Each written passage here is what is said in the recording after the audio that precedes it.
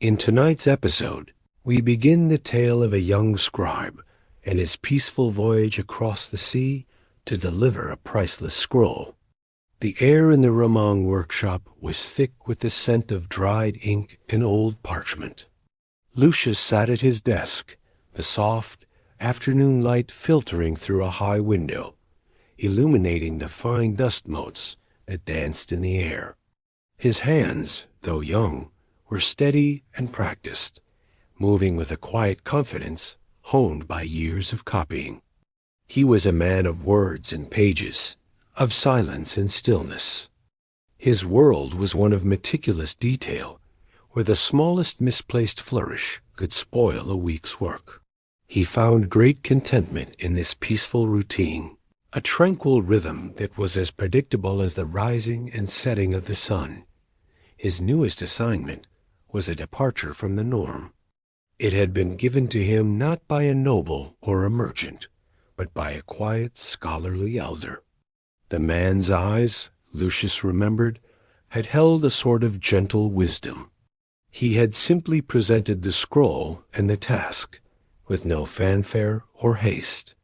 The scroll itself was bound with a soft leather cord and felt surprisingly light in his hands. It was old, he could tell by the texture of the papyrus.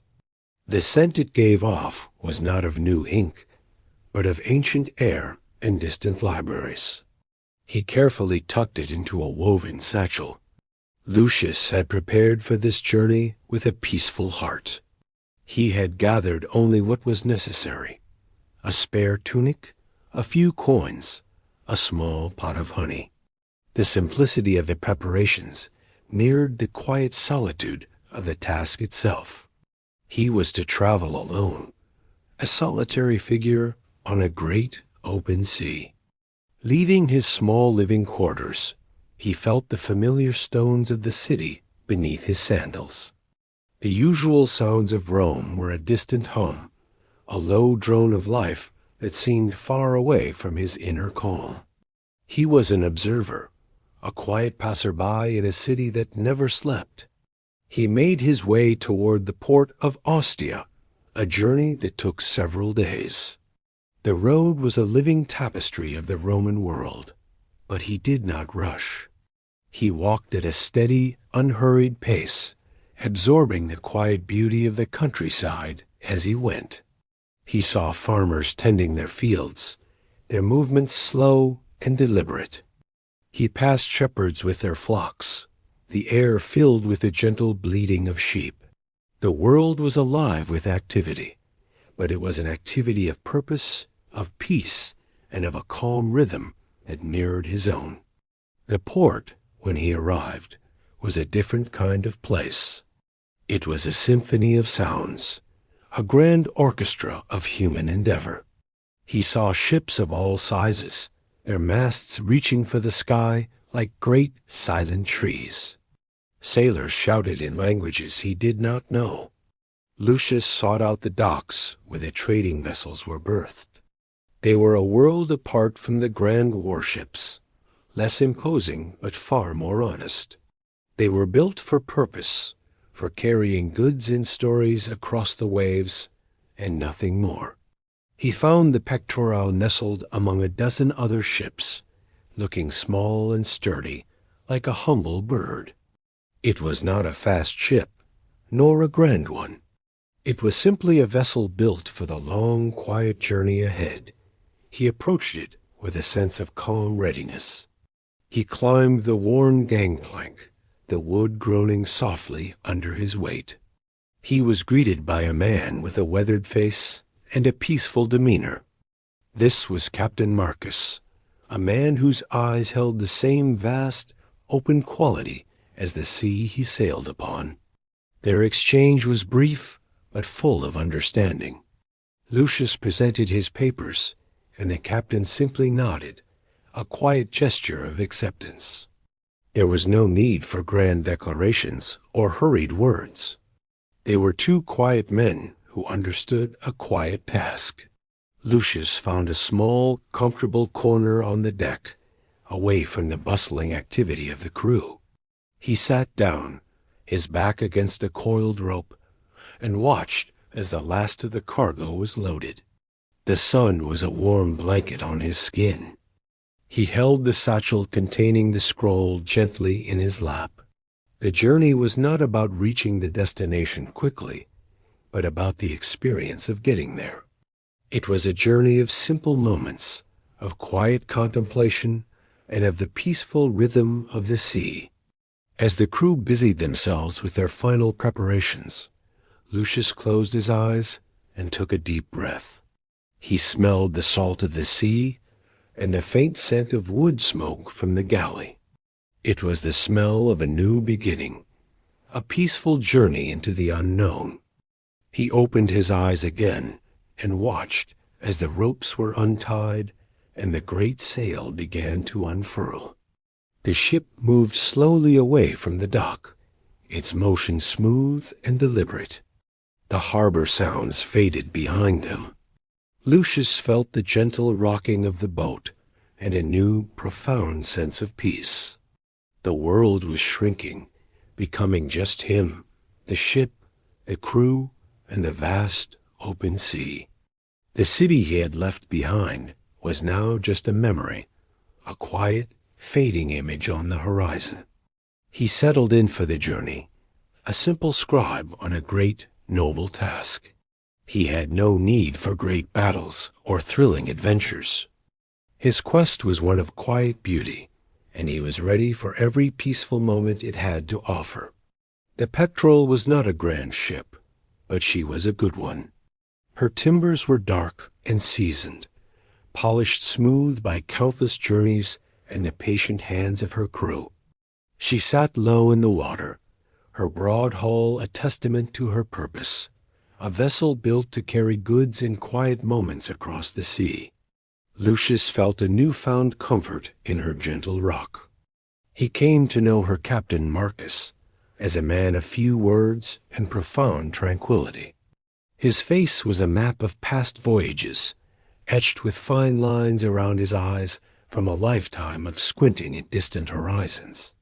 He moved with a quiet certainty, his gaze often fixed on the silent conversation between the sky and the sea. He had a deep personal relationship with his ship. Marcus did not give orders loudly.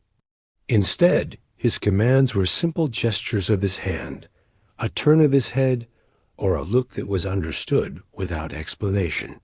He steered the vessel not by force, but by a subtle, almost imperceptible guidance, as if the ship were an extension of his own steady spirit. Lucius observed the captain's hands. They were strong and calloused, yet they handled the ship's great tiller with a delicate touch, like a sculptor with his clay. They spoke of a life lived in rhythm with the elements, of patiently waiting and gently guiding rather than fighting against them. The crew was a small, well-ordered family. Each man had his own place in the ship's quiet, purposeful life. There was the cook, a man whose round face always held a peaceful expression, who spent his days attending to his small hearth, creating simple, comforting meals. There was the quiet young deckhand, whose hands were never idle. He would mend a frayed rope, tighten a loose knot, or carefully coil lines. He moved with a light step, almost like a shadow, a constant presence that kept the ship in impeccable order. The helmsman stood watch with a serene focus, his body swaying with the gentle rhythm of the sea. His gaze was fixed on a point on the horizon that Lucius could not yet see, a quiet sentinel guiding them forward. He seemed to draw strength from the vast emptiness around them. Each crew member contributed to a gentle hum of quiet activity. There was no hurried work, no shouted commands, just the patient, deliberate movements of men who knew their duties and found contentment in their execution. They were a peaceful machine, each part moving in harmony with the others. Lucius began to learn their routines, finding his own place within their quiet order. He helped hoist a sail, his hands clumsy at first, but growing more confident. He helped clean the deck, scrubbing the smooth wood with a calm, rhythmic motion. The work filled his hands and quieted his mind. He realized that the true purpose of their journey was not only to reach a destination, but to find a rhythm within the journey itself. The ship was a peaceful island, a self-contained world of purpose and quiet beauty where every task had meaning. He found a spot to sit each day, away from the others, to watch the sea. The water was a ceaseless canvas of shifting colors, from deep sapphire to a pale, milky blue. The surface was a soft, undulating blanket, a gentle motion that lulled him into a state of deep tranquility. The days passed in this quiet, effortless manner. The sun would rise as a brilliant line of gold, cast its warmth over the deck, and then slowly dip below the horizon, painting the sky with soft hues of rose and purple. The nights were vast, silent expanses of stars. He would sometimes sit with the crew in the evenings, but not for grand conversation.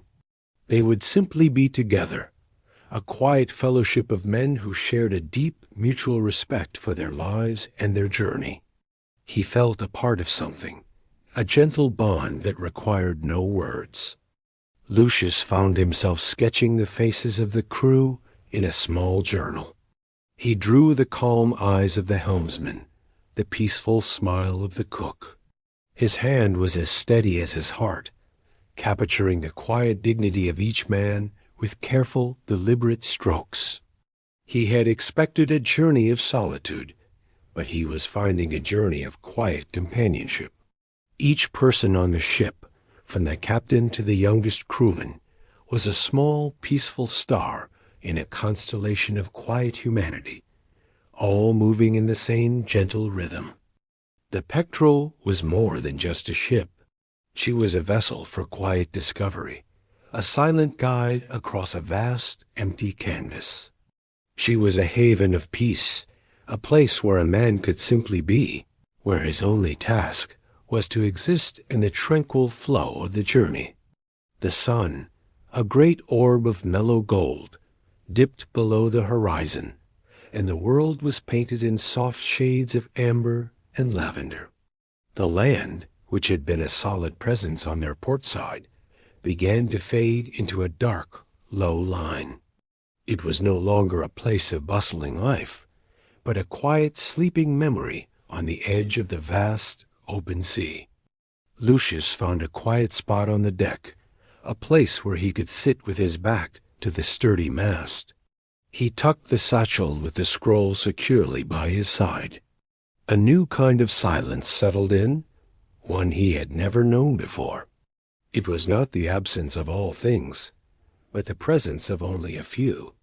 The soft rustle of the great sail, as it caught the steady evening wind, was a new language.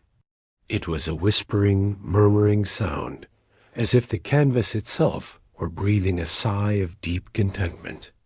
It was a gentle voice, one that promised a long, peaceful journey. The rhythmic creaking of the ship's timbers was a low, steady heartbeat. It was the sound of a strong, living thing, a symphony of wood and rope that moved in harmony with the sea. This was not a hurried sound, but a patient one, a beat that kept the world in gentle time.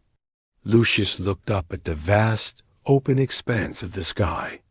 The first stars, like tiny, scattered jewels, began to appear.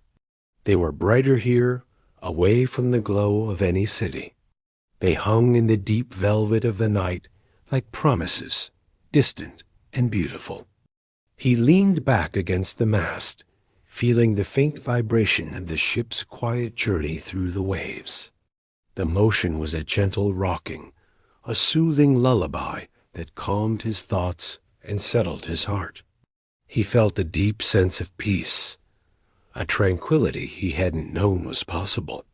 He remembered a quiet moment from his life in Rome, a peaceful afternoon in a garden, but this feeling was different.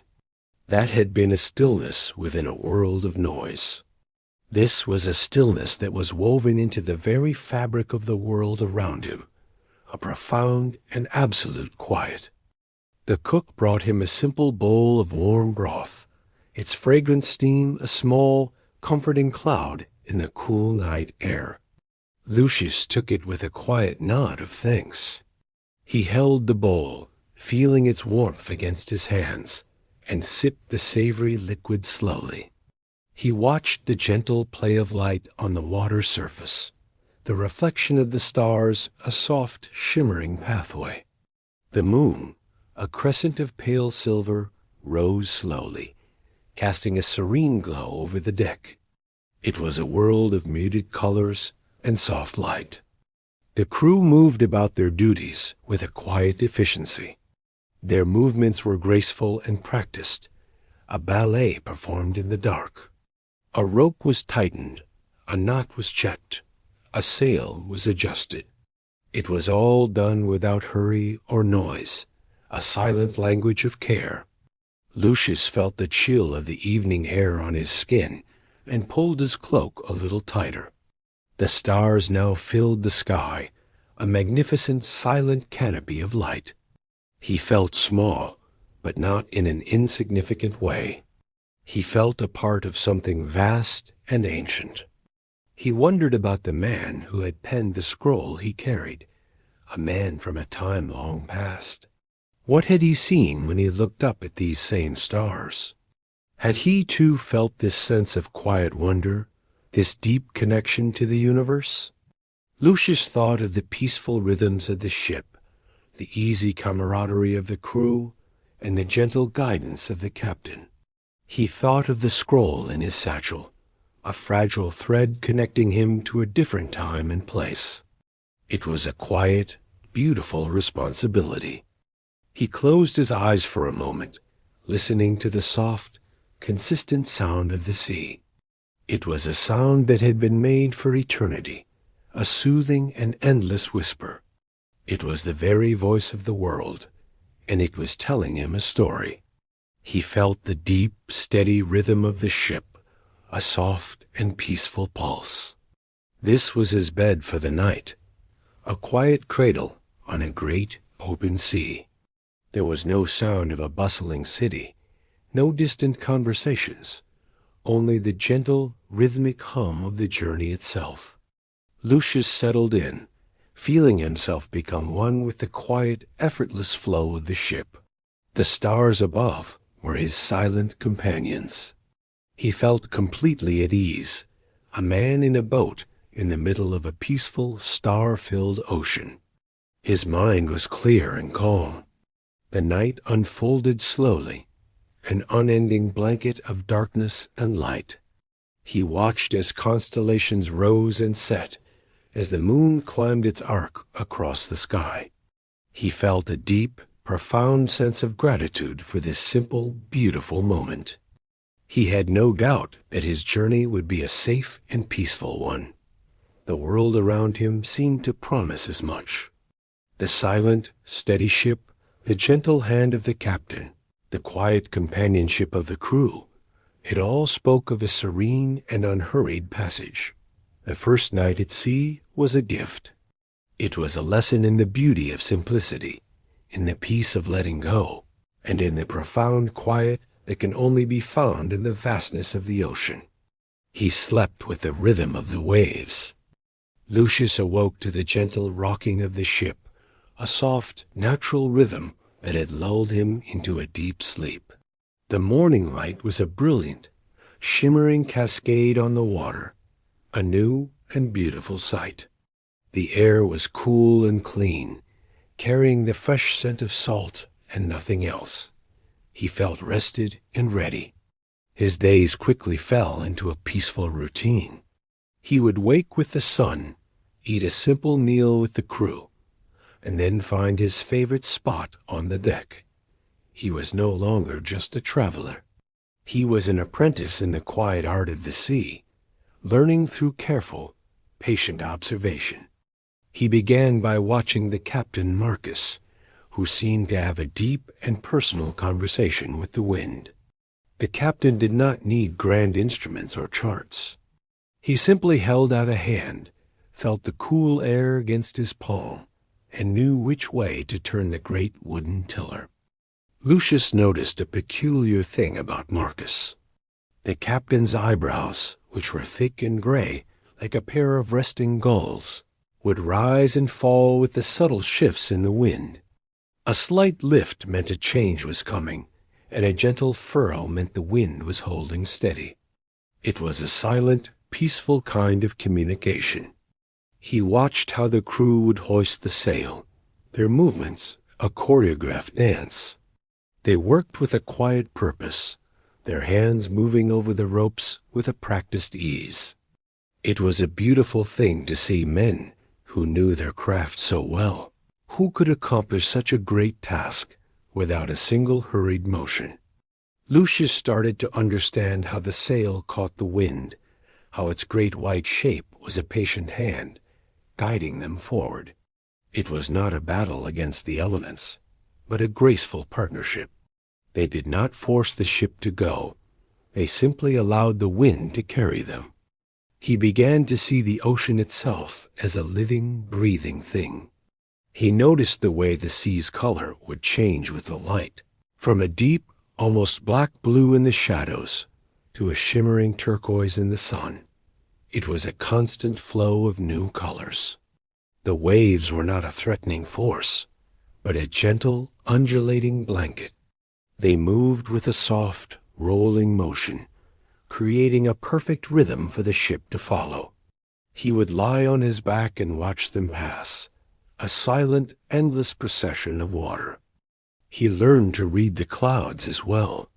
He noticed how a certain kind of soft, white cloud promised a sunny day, while a darker, thicker one meant the winds would soon shift. It was another peaceful lesson, a new way of understanding the sky's silent language. Lucius began to appreciate the subtle differences in the sea's texture.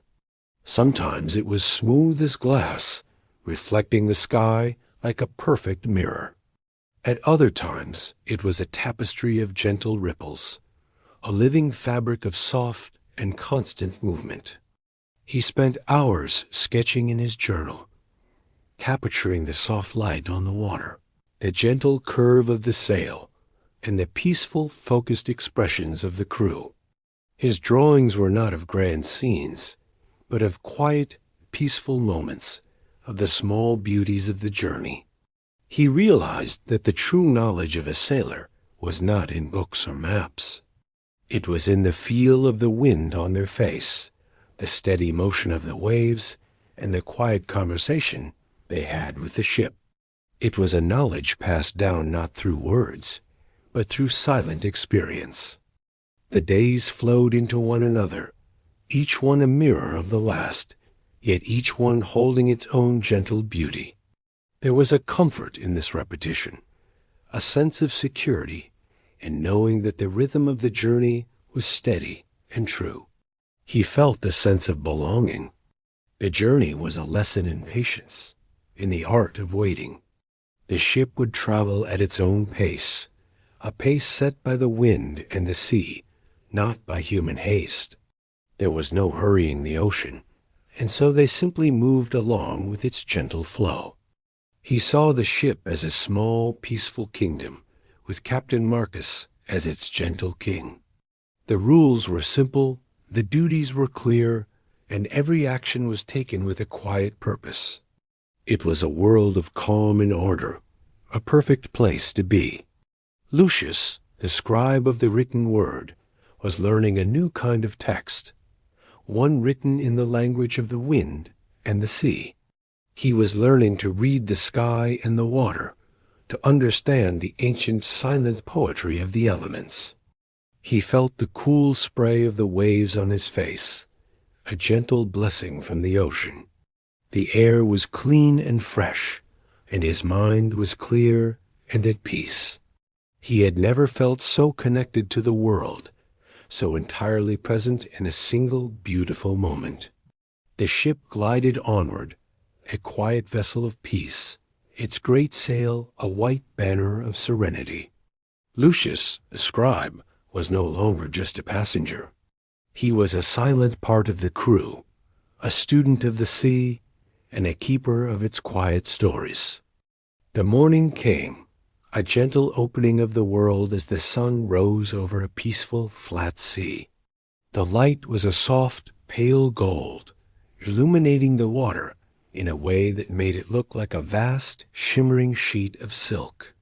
The air was calm, with just the slightest hint of a breeze. It was a perfect morning for a quiet task. The crew moved with a light step, gathering their simple fishing gear. A small, fine-mached net was carefully uncoiled, a patient and practiced effort. There was no urgency in their movements, only the quiet purpose of men who knew exactly what they were doing and how to do it in harmony with one another. Lucius watched as the net was gently cast into the water. It spread out like a fan, its soft weights pulling it down in a slow, graceful descent. The surface of the sea was barely disturbed, a testament to the crew's delicate touch. The captain watched with a calm, discerning eye. After a patient moment, they began to pull the net back in, a slow, steady pull that seemed to require no great effort. The net emerged from the water, filled with a scattering of small, silver-finned fish. They shimmered and pulsed with a quiet life, a small gift from the deep. The cook took the catch, his face holding a peaceful, satisfied smile. He carried the fish to his small, neat hearth, a place of quiet command. He tended a small fire, and the scent of wood smoke began to fill the fresh morning air, a comforting and earthy aroma on the open sea. The meal was prepared with a quiet reverence for its simplicity. The fish were cleaned and laid out with care, a silent tribute to the bounty of the sea. They were placed in a large, black pot with a few simple herbs the cook kept in a small woven basket, their fragrance mingling with the salt. Soon, the most wonderful smell began to drift across the deck. It was a savory, warm aroma, a scent that spoke of nourishment and comfort. It was the scent of a simple meal, a scent that made a home of any place, even the middle of the ocean. Lucius sat with the crew as they ate, a peaceful, shared meal in the bright sunlight. They ate from wooden bowls, their conversation consisting of simple gestures and quiet, contented sighs. The joy was in the shared moment, the taste of the fresh catch and the sun on their skin. There was a profound silence that descended upon them as they ate. It was not an awkward silence, but one of deep, mutual contentment. Each man was fully present, enjoying the warmth of the sun and the satisfaction of a good, simple meal earned by the patience of their hands. Lucius felt a deep sense of belonging he had not experienced since leaving Rome. This was a fellowship built not on grand ideas or shared history, but on the quiet rituals of daily life, on the patient rhythms of the sea, and the simple pleasure of a shared meal. He thought of the many meals he had eaten in Rome, often in noisy taverns or crowded halls. They had been moments of hurried sustenance, of loud conversation and distraction. This was different. This was a slow, contemplative act, a moment to simply exist. The cook hummed softly as he worked, a low, tuneless melody that was as peaceful as the sound of the waves. His contentment was a palpable thing, a quiet happiness in his work. He was not just preparing food, he was creating a moment of peace. The small feast was a reminder that joy could be found in the smallest things. There was no need for great banquets or rich spices. The simple taste of the sea, the warmth of the sun, and the companionship of the crew were more than enough for a heart to feel full. He looked at the peaceful faces of the crew, their eyes closed in contentment as they savored the meal. They were men of the sea, accustomed to its rhythms and its quiet, simple gifts. They were not chasing grand ambitions, but finding peace in the journey itself. Lucius felt a deep sense of gratitude. He was not just a scribe carrying a scroll. He was a guest in a world of gentle living, a student of quiet contentment. The ship was a school, and the sea was its patient, wise teacher. The sun climbed higher, and the air grew warmer. The meal came to a close, and the crew began to move about their duties once more, their movements still unhurried and peaceful. The deck was clean, the pots were put away, and the day continued its gentle flow. He realized that the true purpose of the journey was not just the arrival at Alexandria, but the peaceful passage to it. The destination was important, but the moments of quiet beauty along the way were what truly mattered. They were the real treasure. The ship sailed on, a small, peaceful island in a vast, silent sea. Lucius felt his heart was as calm as the waters around them. The gentle journey had not only soothed his nerves, it had taught him a new way of seeing the world. Captain Marcus beckoned to Lucius with a simple, quiet gesture. He pointed to a small, worn stool near the tiller. There was no need for words. The captain's eyes, as tranquil as a summer sea, held a silent invitation. Lucius sat down, his heart filled with a quiet sense of anticipation. The captain's hand was steady as he pointed toward the sky, where the first bright star began to gleam. It was a single solitary light in a great, empty expanse. Soon another appeared, and then another, until the sky was a scattering of glittering pinpricks, each one a silent promise of guidance. With a gnarled finger, the captain traced a line between a few of the brightest stars. He pointed out the Great Bear, a familiar sight even to a city dweller like Lucius. Then he showed him the two stars at the end of the handle, and how they pointed the way to a star of special importance. Lucius followed the captain's silent, patient gesture, and found the pole star, a brilliant and steady beacon that seemed to be the very anchor of the night. It was a star that did not move, a fixed point in a turning world. The captain's hand settled on the tiller, and Lucius understood. This star was their silent guide. The lesson continued as the night deepened. The captain pointed to other constellations, telling their stories not in words, but through the calm sweep of his hand. He showed Lucius the hunter, his silent bow drawn back, and the bull with its single red eye. It was a language of shape and light. Lucius had spent his life among scrolls, surrounded by the wisdom of men written on parchment. But this was a different kind of knowledge, one that was not written, but lived. It was a wisdom that existed in the silent, ever-present heavens, a constant guide for those who knew how to look. He felt a deep sense of wonder, a feeling he hadn't experienced since he was a small child. The constellations were more than just dots of light. They were a living map, a silent conversation between the past and the present. He thought of all the sailors who had navigated by these same lights. His own hands, so accustomed to the weight of a stylus and the softness of papyrus, felt clumsy as he tried to trace the patterns himself. But the captain was patient. He waited without a single word of impatience, simply watching, a quiet smile on his face as Lucius slowly began to see the patterns. The ship, once just a vessel, now felt like a part of the celestial dance. It was moving in harmony with the stars, its gentle journey guided by the very lights that had inspired philosophers and poets for centuries.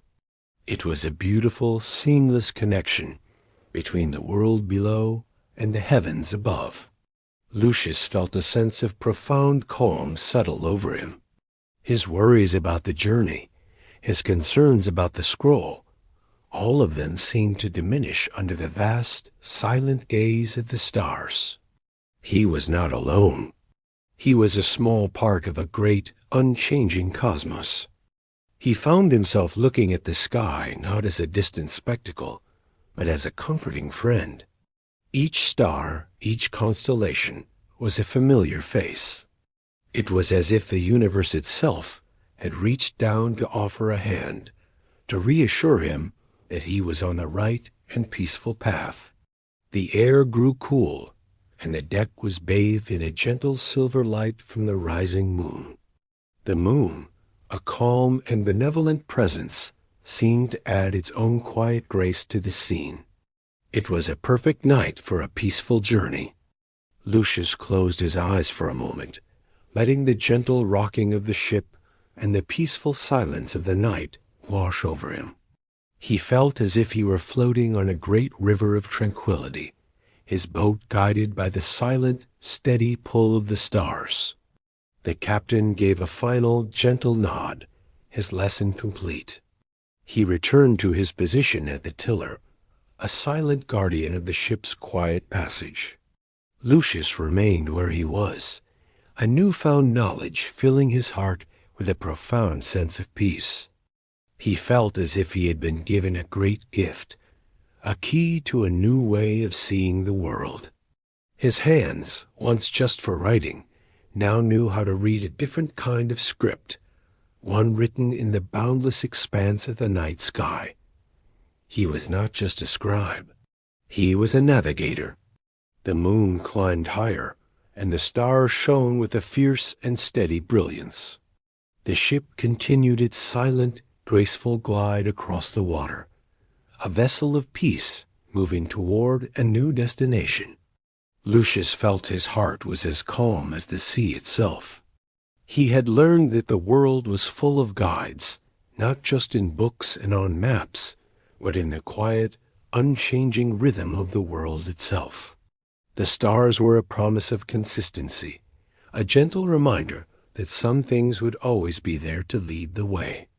He felt a sense of quiet joy, a feeling of deep contentment that was both new and ancient. It was the feeling of being in the right place, at the right time, doing the right thing. It was a quiet peace that radiated from the inside out.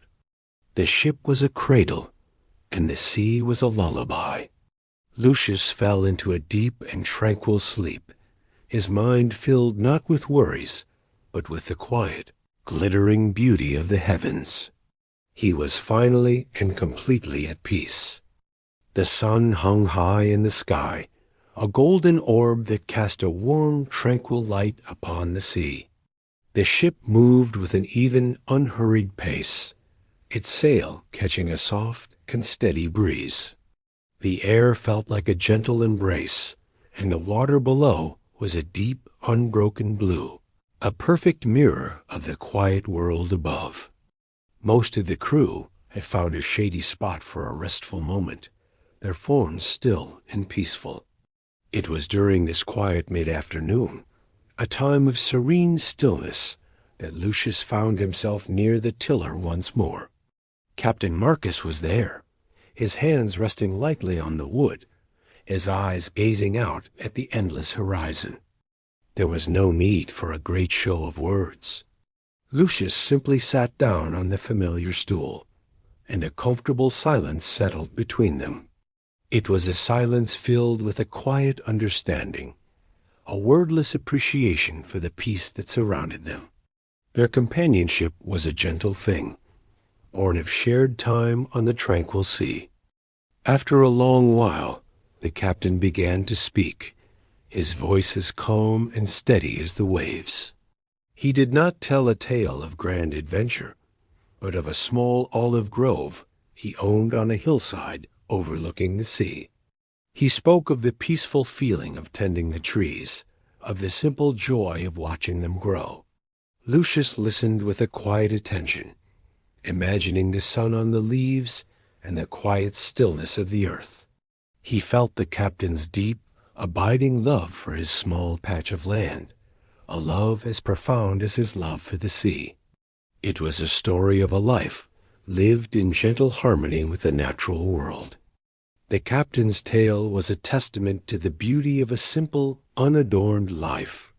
He had found his joy not in the bustling markets of a great city, but in the patient work of his hands and the quiet rhythm of the seasons.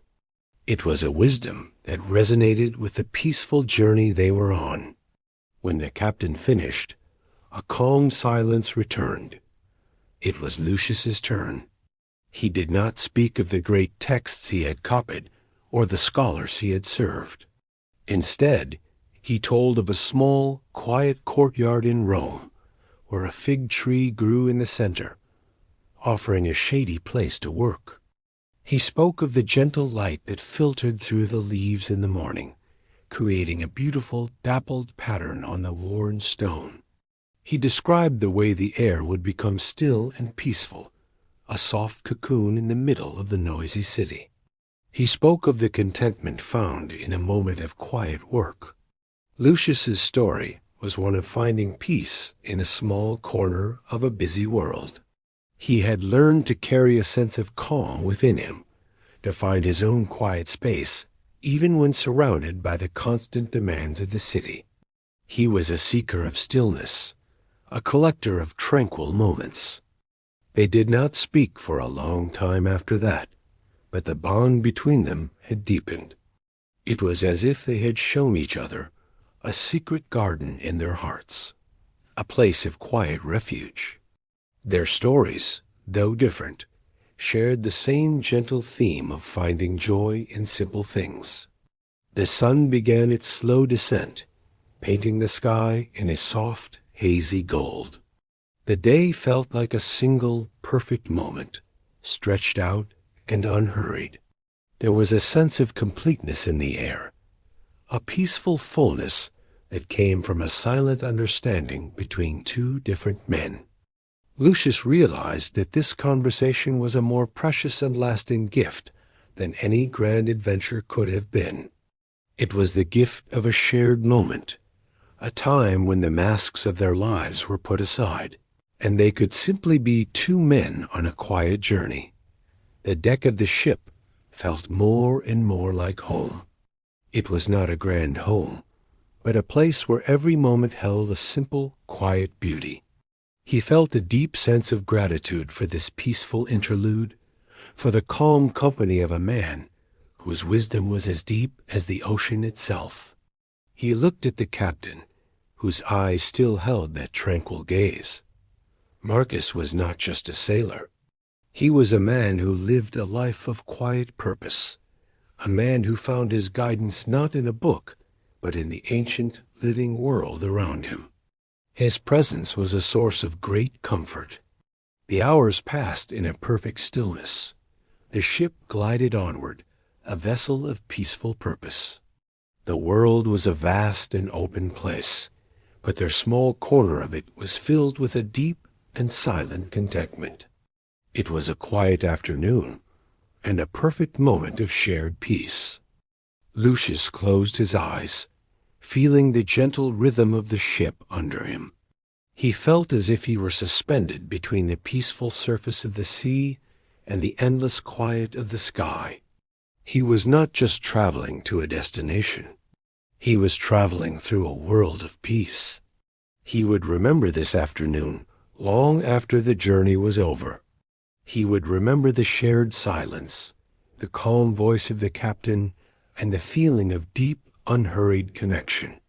It was a moment of true peace, a quiet anchor in his memory. The sun dipped lower, and the first whisper of the evening breeze stirred the sail.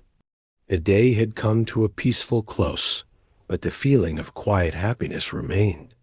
Lucius knew that he would carry this feeling with him long after the journey ended. The ship was a home to him now, a place of gentle discovery. He had not only found a path to Alexandria, but a path to a deeper sense of tranquility within himself. He was a scribe of scrolls, but he was also a student of the sea. The morning was bright and clear, the sun a gentle warmth on the skin. The sea was a perfect, crystalline blue, so transparent that one could see the playful patterns of light dancing far below the surface. The ship moved with a serene purpose, its sail filled by a constant and gentle breeze. It was a day of quiet and beautiful simplicity, a perfect canvas for a small miracle. Suddenly, a disturbance appeared on the water's surface, a series of quick, graceful arcs that broke the tranquil stillness. It was a pod of dolphins, moving with an effortless and joyful rhythm. They were not passing by, but seemed to be purposefully swimming towards the ship, their movements full of an elegant power. Lucius came to the railing, his eyes wide with a quiet delight. The dolphins moved in unison, a silent and fluid ballet. They swam just ahead of the ship's bow, their sleek bodies gliding through the water with an astonishing ease. They were a sight of pure, unadorned beauty, a wild grace in the tranquil sea. He watched as one of the dolphins leaped high from the water, its body twisting in a graceful, silent arc before it plunged back down. Another followed, and soon the air was filled with the silent motion of their playful jumps. It was a moment of pure, unbridled joy, a feeling that seemed to ripple through the very air. The dolphins seemed to be escorting the ship, their presence a quiet gift from the sea. Lucius felt a deep sense of privilege to witness this natural display. It was a moment that transcended the human world, a brief and beautiful connection with the wild, untamed heart of the ocean. He thought of the many stories he had read in his scrolls, tales of mythical creatures and fantastical beasts. But this was far more wonderful. This was real, a living, breathing testament to the quiet, peaceful magic that existed in the world, if only one took the time to look. The sight was so calming, so wonderfully engaging. Lucius felt a quiet smile spread across his face. He watched the dolphins for a long time, their graceful forms bringing a sense of lightness to his heart. It was a beautiful, wordless dance, a moment of profound harmony between the ship and the sea. He took out his small journal, a simple notebook he had brought with him, and a piece of charcoal. He began to sketch, his hands moving with a fluid, unpracticed ease. He was not trying to create a masterpiece, but simply to capture the essence of the moment, the feeling of quiet joy that filled him. He sketched the gentle curve of a dolphin's fin, the smooth, elegant line of its body as it moved through the water. He drew the simple arc of a leap, trying to capture the feeling of weightlessness in his lines. It was a quiet, contemplative act, a way of honoring the beauty he was witnessing. The crew also watched, their faces peaceful and contented. They had seen this many times before, but it never failed to bring a sense of quiet pleasure. They knew that the dolphins were a good omen, a sign of a peaceful and safe journey, a comforting thought on the vast, open water. As the sun climbed higher, the dolphins began to slowly peel away, their playful dance a little more distant now. They moved with the same effortless grace, their forms slowly disappearing into the endless blue expanse of the sea. Their visit was a fleeting moment, a beautiful dream. Lucius sat for a while longer, his journal open on his lap, his eyes fixed on the spot where the dolphins had been. He felt a deep sense of gratitude for the quiet interlude. It had been a gift, a moment of pure and simple joy that he would carry with him always. The ship sailed on, its gentle journey continuing. The air was filled with a sense of peace, a lingering echo of the dolphin's presence. The sea felt more like a friend now, a vast and gentle presence that held secrets and wonders beyond the comprehension of a city dweller. He looked at the simple sketch in his journal. It was not perfect, but it captured the feeling. It was a reminder but the world was full of small, beautiful moments. Moments that had nothing to do with great ambition or high drama, but were simply there to be appreciated. He closed his journal, a deep sense of calm filling him. His task was to deliver a scroll, a piece of ancient wisdom. But he was also collecting a new kind of knowledge, a quiet wisdom of the heart learned from the peaceful rhythms of the sea and the simple grace of the wild. The sun shone down, warm and golden, and the ship moved with a tranquil purpose. Lucius felt that every moment of this journey was a gift, a gentle lesson in finding peace. He was not just on a trip. He was on a passage to a deeper understanding of himself and the world. The Pectoral glided gently into the port, its sails furled, and its journey briefly paused. The water here was as clear as glass, revealing the sandy bottom and the gentle sway of small, colorful fish. The ship was secured with a quiet efficiency, and Lucius, with a sense of quiet anticipation, stepped onto solid ground for the first time in what felt like an age. His feet, so accustomed to the gentle rocking of the deck, felt a strange but welcome stability on the stone quayside. The ground was warm from the sun, and the air was still and thick with the lazy heat of the afternoon. He walked slowly, his eyes taking in the small, bustling harbor with a quiet curiosity. The town itself was a charming labyrinth of narrow, winding streets and simple, whitewashed houses. Pots of bright red geraniums hung from windowsills, their petals a vibrant splash of color against the pale walls. Every corner held a new, delightful surprise, a small detail of a life lived in a gentle, unhurried rhythm. Lucius came upon a small market, where a vendor with a kind, wrinkled face offered him a basket of plump, juicy figs.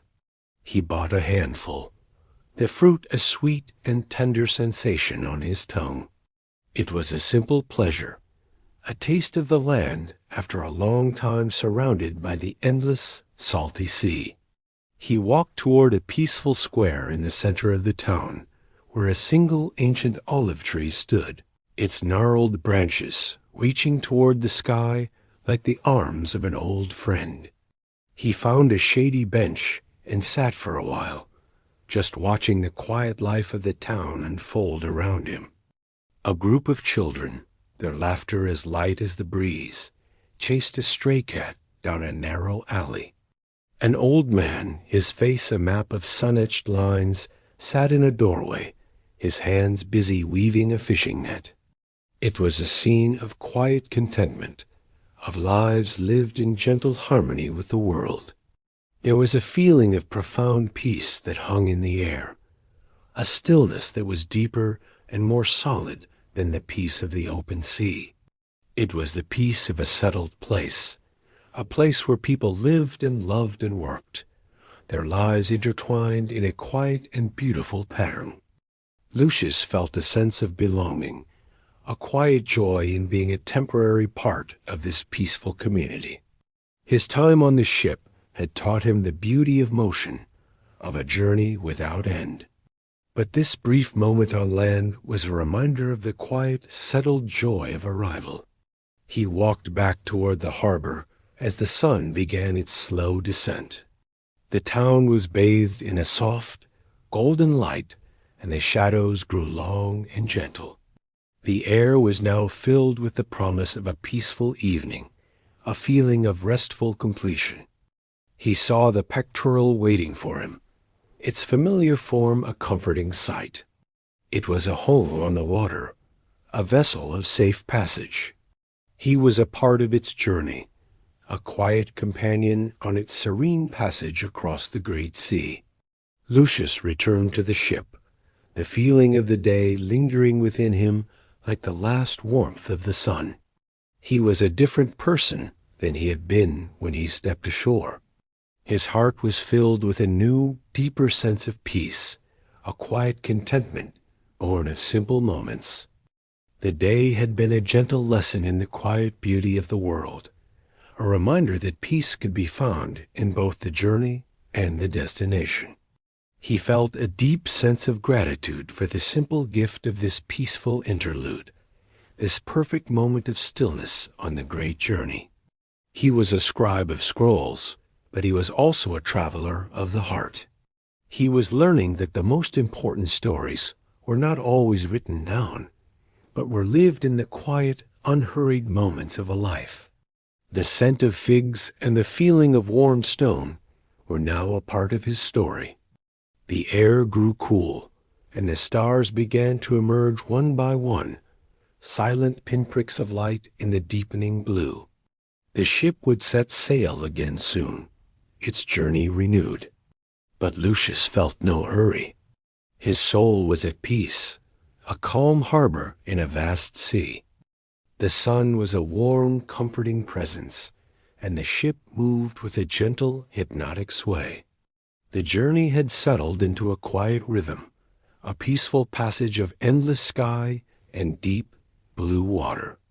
On this particular morning, a sense of deep stillness seemed to hang in the air, a perfect moment for a quiet and solitary task.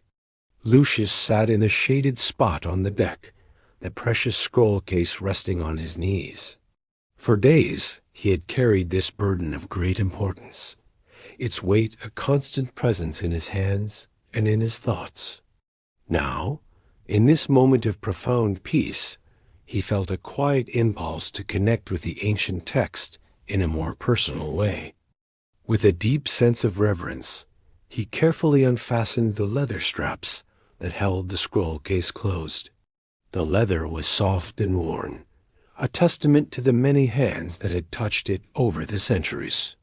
He lifted the smooth wooden case, revealing the rolled parchment within, a simple thing of paper and ink.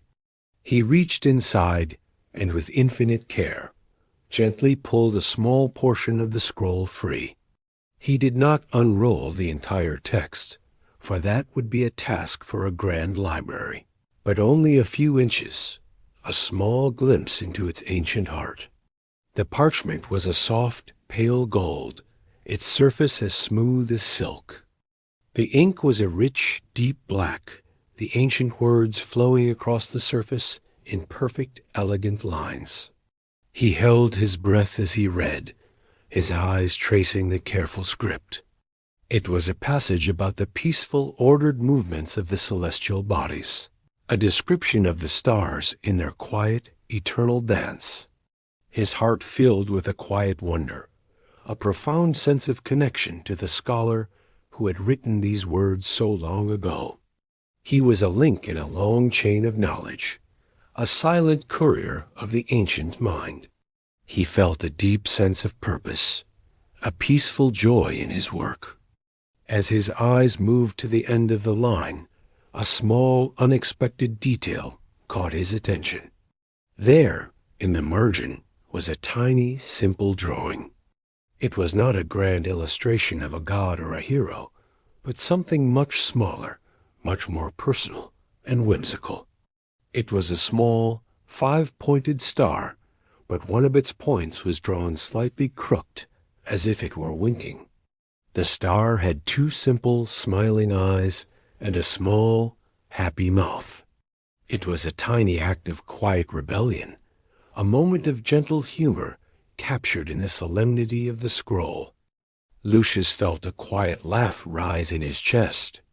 He looked at the drawing again, his heart filled with a warm and unexpected feeling.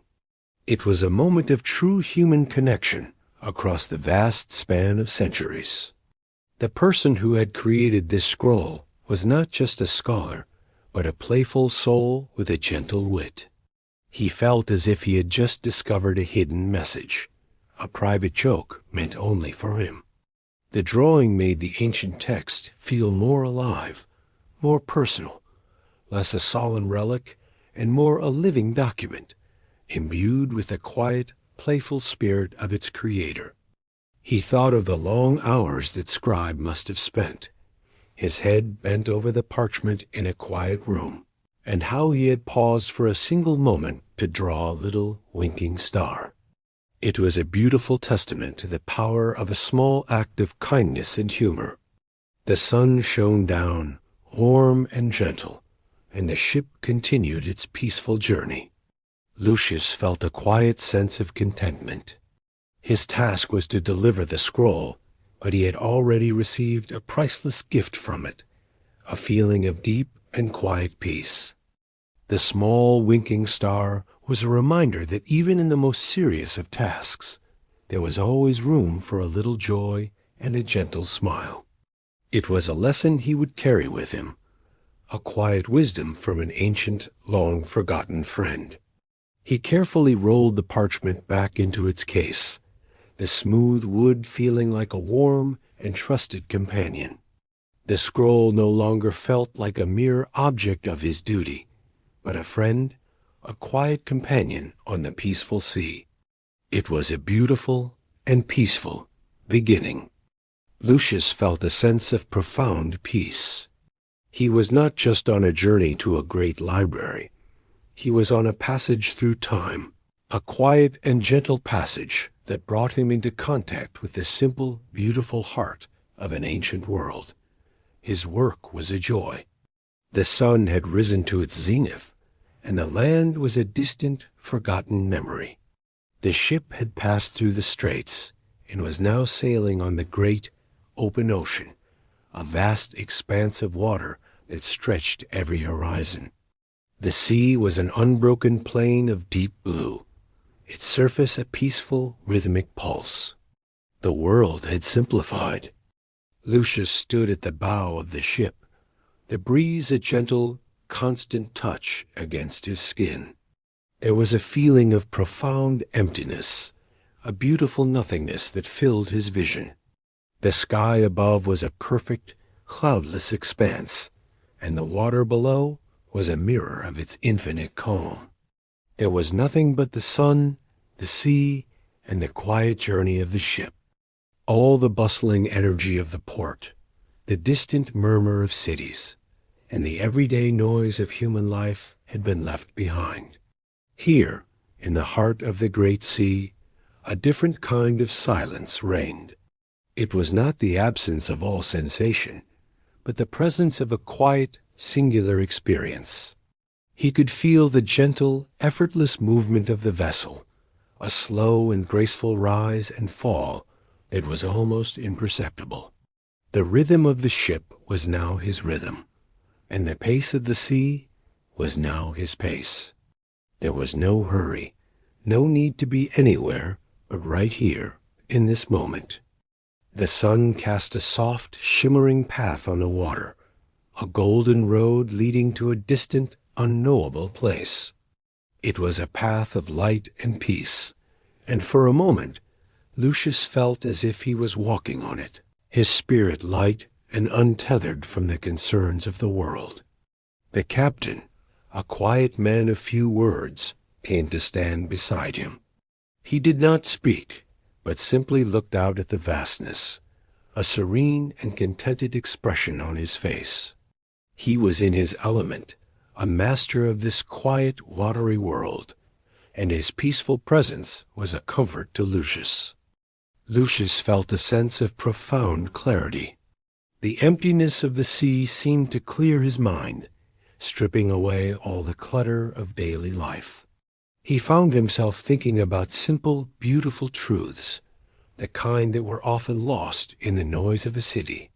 He thought about the small, winking star in the scroll.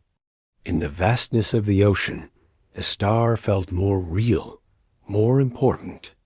It was a reminder that even in the grandest of things, there could be a moment of simple, human connection. A small, peaceful detail in a great, cosmic design. The days blended into one another, a seamless flow of sun-drenched hours and starlit nights.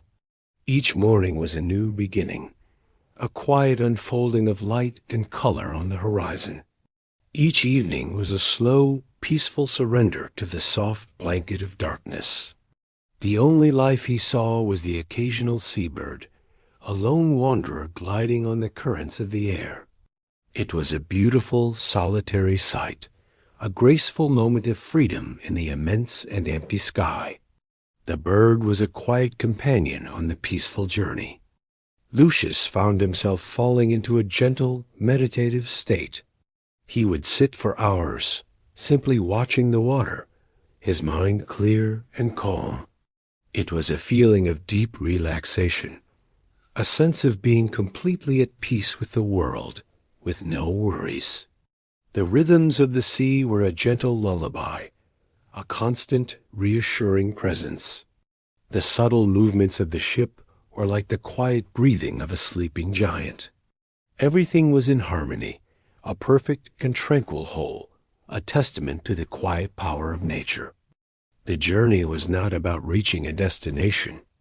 It was about being present in the moment, a state of quiet acceptance. The past was behind him, and the future was a distant thought.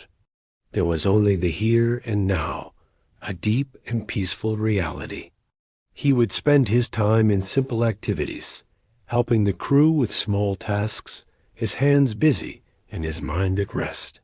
He would learn to tie a simple knot, his fingers finding a new kind of rhythm and purpose, a quiet skill that had nothing to do with writing. The feeling was not one of loneliness, but of peaceful solitude. Lucius felt a quiet and profound connection to the vastness around him. He was a small part of a great and wonderful world, a tiny but vital piece of a cosmic puzzle. The captain spoke of the sea as if it were a living thing, a great, gentle presence that held a quiet wisdom. He told the story of a long-ago voyage, of a week where the ship was becalmed, and the sailors simply existed in a state of suspended time. Lucius learned to read the subtle changes in the water's surface, the tiny ripples and patterns that told a story of wind and current. It was a silent language, a beautiful new text to add to his growing library of knowledge. He was learning to see without the need for words. The sun began to dip towards the horizon, its light softening to a gentle gold. The sky was painted in soft hues of rose and lavender, a quiet and beautiful farewell to the day. The colors were so pure, so peaceful, that they filled the heart with a deep contentment. He watched the sun disappear below the horizon, and for a moment the world was filled with a soft, ethereal light. It was a transition of perfect beauty, a moment of profound calm before the first stars began to emerge in the darkening sky. The stars returned, more brilliant and numerous than he had ever seen them before, scattered across the vast canvas of the night.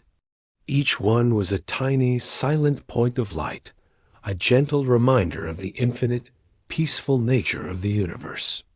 He felt very small, but in a good way. He lay on the deck, a simple blanket wrapped around him, and looked up at the constellations. He could pick out the familiar shapes, the quiet, ancient figures of myth and legend. They were companions on his journey, silent guardians in the night. He felt a profound sense of peace. All the worries and anxieties he had carried with him from Rome felt like distant, unimportant things. The sea had a way of stripping away the unnecessary, leaving only the simple, beautiful truths of existence. This journey was a gift, a beautiful interlude of quiet and solitude.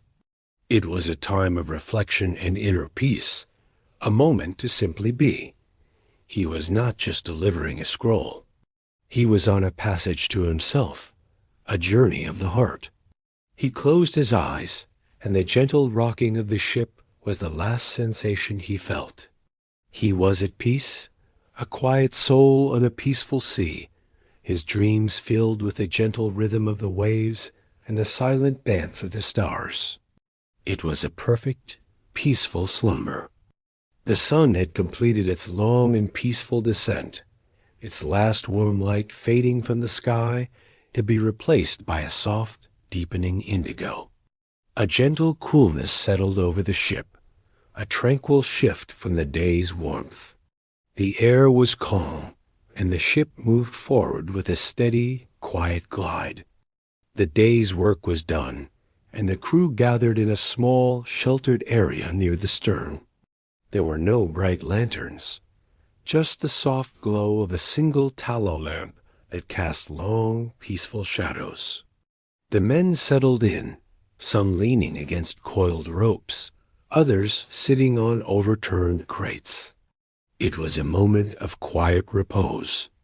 The captain sat at a small, low table, quietly mending a tier in a small sail.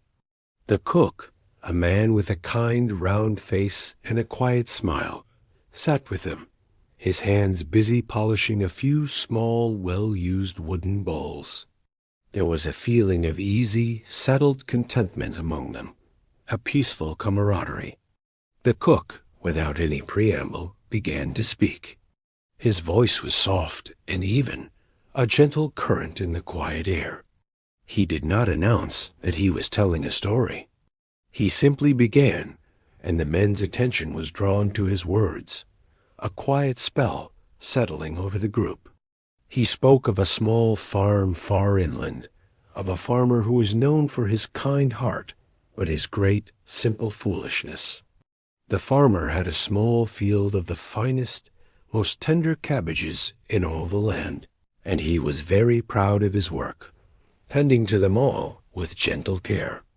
He also had a small, gray goat with bright, curious eyes, and a head full of playful mischief. The goat, who loved nothing more than a good adventure, would wait patiently by the fence until the farmer had turned his back, and then, with a quiet, clever push, it would open the latch. The goat would then tiptoe into the cabbage field, its little hoofs making not a sound. It would eat exactly one cabbage, the sweetest and most perfect one it could find. Then, with a peaceful, satisfied look on its face, it would return to its pen and wait for the farmer to discover the single missing vegetable. The farmer would find the empty space in his field and sigh a long, gentle sigh. He would scratch his head and wonder how one cabbage had simply vanished. He would tell his wife about the mystery, and she would simply smile to herself, a knowing look on her face that he never quite understood. This quiet game continued for many seasons, a secret shared between the farmer and his mischievous goat. The goat was never destructive. It never touched a second cabbage, nor did it ever damage the other plants. It simply took what it wanted, and it was a simple, peaceful joy. The farmer, in his quiet, good-natured way, never thought to blame the goat. He believed that the single cabbage was a small offering to the spirits of the land, a sign that his field was a place of great abundance. He took the missing cabbage as a sign of good fortune.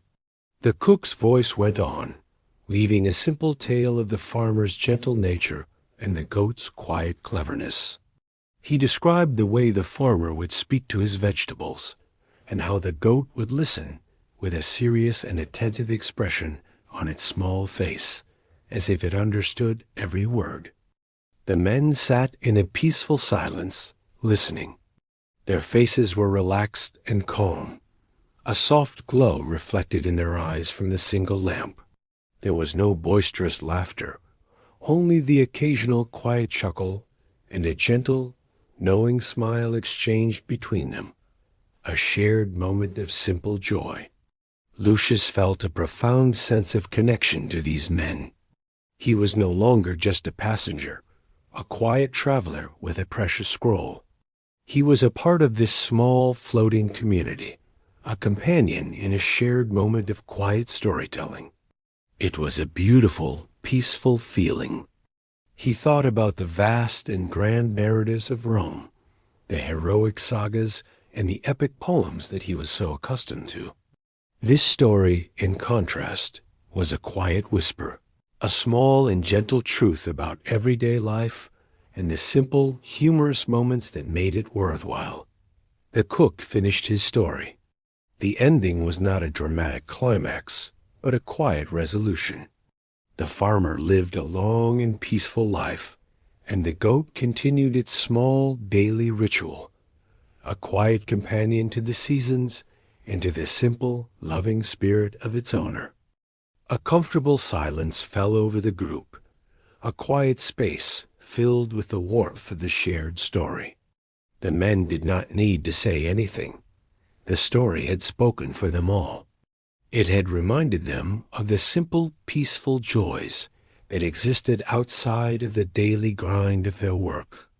Lucius looked at the peaceful faces around him, illuminated by the soft light of the lamp. He saw a deep and quiet contentment in their eyes, a gentle peace that came from living a life close to the simple rhythms of the natural world, of the sea and the land. He had learned more about the world from these quiet, unassuming men than he had from many of the grand scrolls in the libraries of Rome. He had learned that the most important lessons were often not written down, but lived and shared in moments of gentle companionship. The men began to quietly disperse, each one moving toward their bed for a peaceful night's rest. The air was filled with a quiet sense of well-being, a feeling of deep serenity that settled over the ship like a soft blanket. The lamp was extinguished, and the night became a gentle presence. Lucius made his way to his sleeping space, the memory of the story a gentle presence in his mind. The foolish farmer and his clever goat, a perfect and peaceful pair. The simple tale was a soothing balm to his spirit, a perfect end to a perfect day.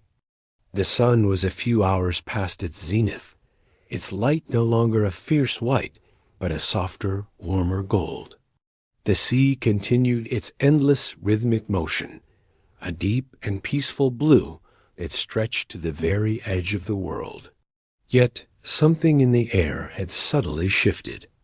It was a change so faint it was barely perceptible, a quiet promise on the horizon.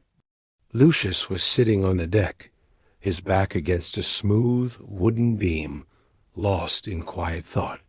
He felt a different quality to the breeze that stirred his tunic.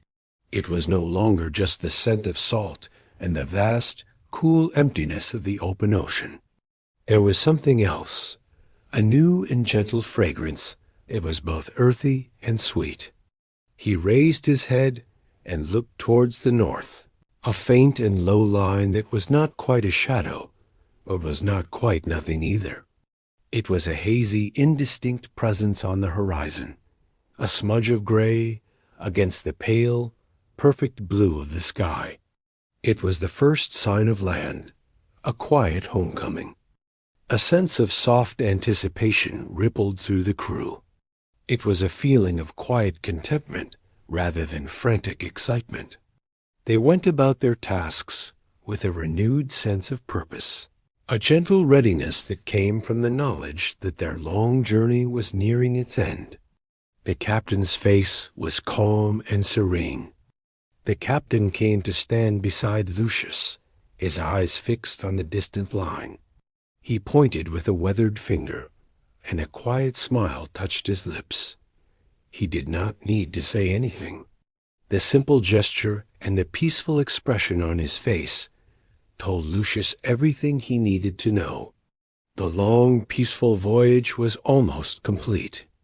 The air grew warmer, a soft, welcoming heat that was different from the strong, direct warmth of the sun. It was the heat of the land, a gentle, familiar presence that had traveled across the water to greet them.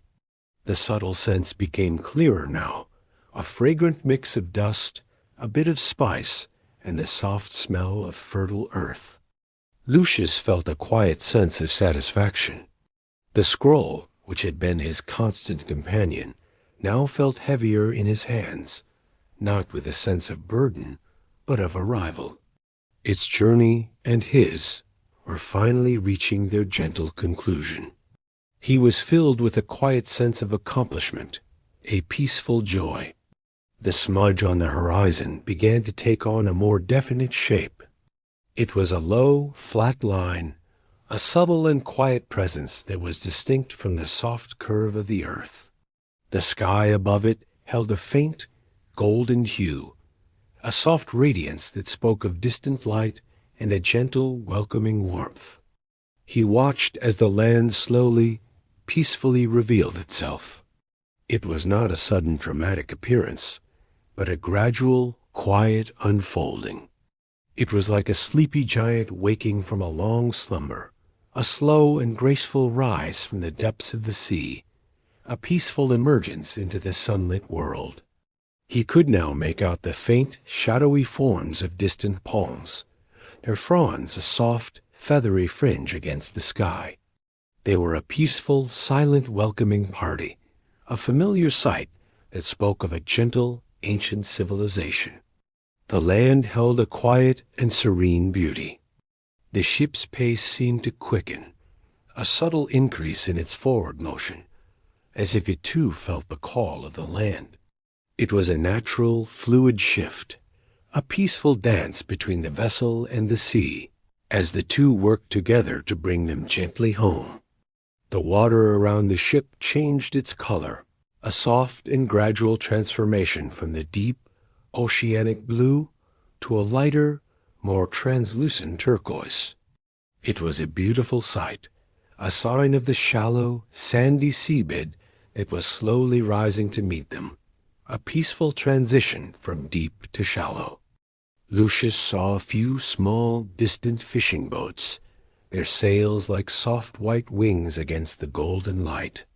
They were a quiet and reassuring sign of human life, a gentle reminder that they were not alone in this vast and beautiful world. The scene was one of peaceful activity. The air grew richer with the scent of the land, the fragrant mix of date palms and the soft, dusty smell of the desert. It was a scent that was both exotic and familiar, a quiet and gentle perfume that was unique to this land. It filled his lungs with a deep, peaceful breath. He stood and watched the horizon, his heart filled with a quiet sense of anticipation. It was a good feeling, this peaceful waiting. He had no grand expectations, only a quiet joy in the slow and beautiful process of arrival. It was a moment of profound contentment. He thought of the people who lived in this land, the quiet scholars and the ancient astronomers who had created the scroll he carried. He was so close to them now, a connection across the centuries, a peaceful bridge between the past and the present. The sun began its long and gentle descent, painting the sky in soft hues of apricot and rose. The colors were more vibrant here, as if the very air of Egypt held a special light. It was a beautiful welcome, a peaceful farewell to the day and to their long journey.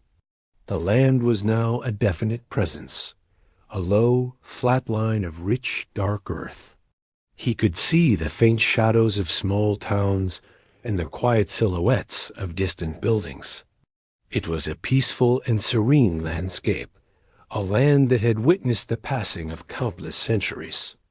The quiet murmurs of the crew filled the air, not with excited chatter, but with soft, peaceful expressions of contentment.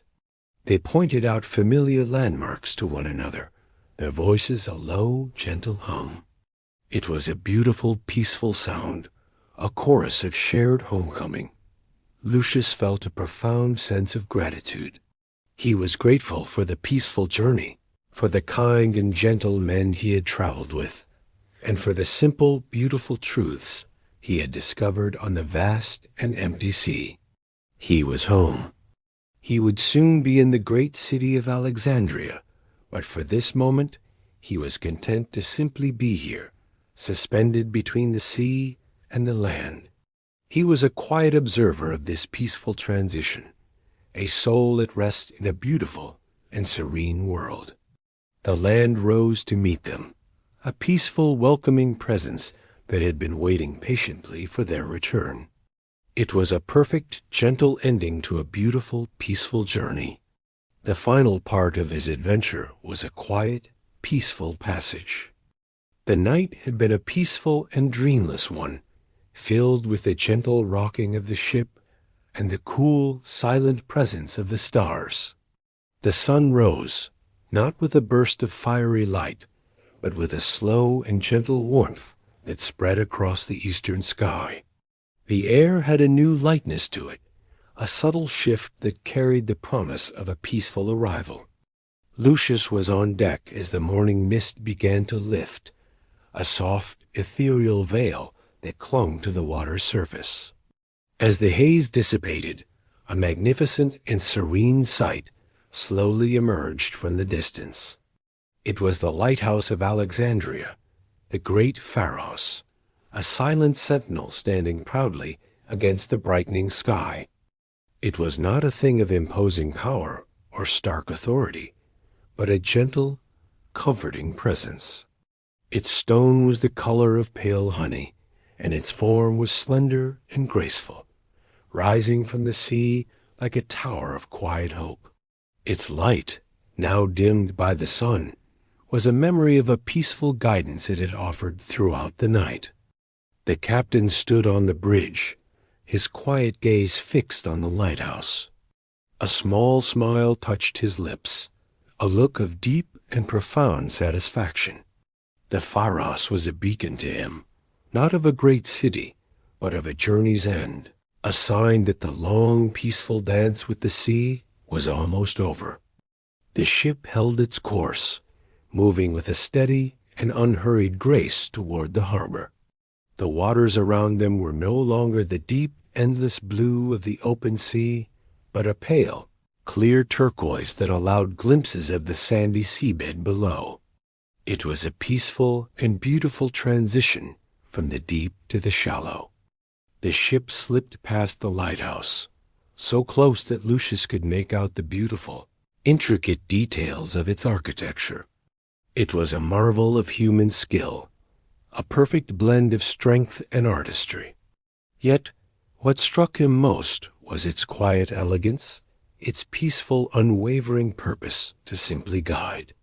He imagined the countless ships and sailors that had seen this same light, a steady presence in the darkness. The Pharos was a testament to the quiet, enduring spirit of humanity, a symbol of a shared journey and a peaceful homecoming. Its silent presence was a profound comfort. The captain gestured to a small fishing boat nearby, and a soft, kind greeting was exchanged between the two vessels. The voices were a low, gentle hum, filled with a sense of quiet familiarity. It was a peaceful passing, a beautiful moment of unspoken understanding between two people who lived by the rhythms of the sea. The air grew rich with the familiar sense of the port, a mix of salt, old wood, and the distant, savory scent of cooking fires. The smells were not overpowering, but a gentle perfume that filled the lungs with a deep and peaceful breath. It was a beautiful sensory experience. Lucius looked back at the lighthouse, watching it slowly recede into the distance. It was a beautiful memory, a symbol of a peaceful and safe passage. He had not only seen a great marvel of the world, he had felt its quiet heart, its enduring spirit of peace and guidance. The journey was almost over, and a quiet sense of satisfaction settled over Lucius. He had carried his precious cargo across the vast, peaceful expanse of the sea, and he had learned more than he had ever expected. He was ready for the next part of his adventure, the peaceful arrival. The ship entered the outer harbor, and the water grew stiller. The gentle rocking that had been his constant companion for so long began to subside, a soft and gradual change. It was a strange and beautiful sensation, the feeling of the ship finding its quiet, final rest. He watched as other vessels, of all shapes and sizes, moved with a peaceful purpose through the harbor. It was a quiet, organized dance, a beautiful ballet of ships and sailors. There was no chaos, only a deep and profound sense of order, a peaceful rhythm of arrival and departure. Lucius felt a quiet and serene joy fill his heart. He had been a part of something beautiful, a journey of peace and quiet discovery. He was no longer just a scribe on a solitary mission, but a traveler who had found a deep and lasting connection to the sea and the men who sailed on it. He thought of the long nights spent under the stars, the quiet conversations with the captain, and the simple story of the farmer and the clever goat. These memories were more precious to him than any grand adventure, a peaceful treasury of quiet moments. The sun was now a full and brilliant presence in the sky, its light glinting off the gentle waves. The city of Alexandria began to come into full view, a beautiful and ancient metropolis of pale stone and rich green gardens. It was a peaceful and welcoming sight. He had arrived. The journey of the scroll was nearing its end, and the journey of his spirit was just beginning. It was a peaceful thought, a quiet sense of excitement that filled him from head to toe. He was ready to begin his new life. The ship glided past a small fishing vessel, and Lucius saw a young boy sitting on the deck, his face filled with the same peaceful awe that Lucius himself had felt only a few days before. The sight was a gentle reminder of the beautiful cycle of life and travel. The harbor was now a place of gentle activity, filled with the soft creaking of ropes and the quiet calls of the dock workers. It was a symphony of peace and purpose, a quiet rhythm of a great and ancient city that had existed for centuries in the peaceful arms of the sea. The ship was now at its berth, and the crew began to quietly secure the vessel. There were no shouts or loud commands, just a peaceful coordination of effort. It was a beautiful final dance, a quiet and respectful farewell to the sea that had carried them so safely. Lucius felt a profound sense of gratitude. He was grateful for the peaceful journey, for the kind and gentle men he had traveled with, and for the simple, beautiful truths he had discovered. He was home, a peaceful, long-awaited homecoming. The moment the gangplank was secured, Lucius stepped from the gentle rocking of the pectoral onto the firm, solid ground of the Alexandria dock. The sensation was a strange and peaceful one, a quiet contrast to the constant, subtle motion that had been his companion for so long. The ground was not a restless thing, but a steady foundation beneath his feet, a beautiful and certain reality. The air on the dock was a symphony of new scents, a gentle perfume of salt and spices, of fresh papyrus and old, sun-warmed stone.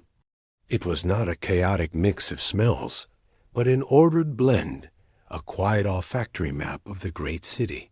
He took a long, deep breath, his lungs filled with the peaceful presence of the new world. The harbor was a place of gentle activity, a bustling but organized dance of people and goods. There were no hurried movements or loud shouts, only the quiet, purposeful rhythm of work. Sailors moved with a silent grace, their hands expertly managing ropes, their faces calm and focused on their tasks. Lucius watched as a line of men quietly unloaded a cargo of large amphorae, their movements synchronized in a peaceful rhythm. They worked with a quiet efficiency, their efforts a beautiful, silent ballet. Each person had a place, a purpose, a small and vital role in the gentle machinery of the port. He saw traders from distant lands, their faces etched with the quiet wisdom of travel. They stood beside their goods, their expressions peaceful and serene, a silent testament to the long and arduous journeys they had completed. They were a peaceful company of travelers, united by the calm purpose of commerce. A small child, no more than 4 years old, sat quietly on a bale of cloth, her eyes wide with a peaceful curiosity. She watched the comings and goings of the ships, a quiet observer of the great dance of the harbor. Her peaceful presence was a gentle contrast to the busy world around her, a reminder of the simple wonder of life. Lucius felt a deep and profound sense of peace. The harbor was a microcosm of the world, a place where people from all walks of life came together with a shared purpose, their individual efforts blending into a single, beautiful rhythm. It was a place of quiet cooperation, a testament to the gentle power of humanity. He saw the captain, Marcus, standing on the deck of the Pectoral, his face still and peaceful. He was watching the harbor, his gaze filled with the quiet satisfaction of a journey completed. He had brought his ship and his crew safely home, and the peace of the moment was a deep and lasting one for him. Lucius lifted his hand in a silent gesture of farewell. Marcus returned the gesture with a small, kind nod, a quiet expression of shared experience and a deep, peaceful understanding. There were no words needed. The bond between them was a quiet and beautiful thing, forged on the peaceful expanse of the sea. He turned and began to walk away from the docks, his heart filled with a quiet sense of contentment. The sounds of the harbor began to recede behind him, replaced by the gentler, more subdued sounds of the city's quiet streets. He was no longer a part of the sea, but a part of the land. The streets of Alexandria were filled with a peaceful, flowing river of people. They moved with a quiet purpose, a calm and unhurried grace. There was a sense of order and serenity in the city, a peaceful energy that was both ancient and new. Lucius passed by small, quiet shops filled with the most beautiful and delicate of goods. The merchants sat peacefully behind their wares, their faces calm and welcoming. There was no aggressive salesmanship, only a quiet respect for the beauty and craftsmanship of the objects. He saw a group of scholars, their robes a soft, gentle white, walking together in quiet conversation. They were not engaged in loud debate, but in a peaceful exchange of ideas, their voices a low and thoughtful murmur. Their presence was a gentle reminder of the great purpose that had brought him here. He was on his way to the Great Library, his heart filled with a quiet and peaceful anticipation. He thought of the scroll in his satchel, its quiet weight a reminder of his purpose. It was not a burden, but a treasure, a gift of knowledge that he would soon deliver to its rightful home. The journey from the sea to the library was a quiet one, a peaceful transition from one world to another. The air grew stiller, the sun's light seemed to soften, and the distant sounds of the city were muffled by the ancient stone walls of the buildings that lined his path. He passed by a peaceful garden, filled with the delicate scent of blooming flowers. A single stone bench sat in the center, a place of quiet rest and contemplation. It was a beautiful and serene sight, a peaceful oasis in the heart of the bustling city, a perfect place for quiet reflection. Lucius walked on, his steps quiet and purposeful. He was not in a hurry, for there was no need to rush.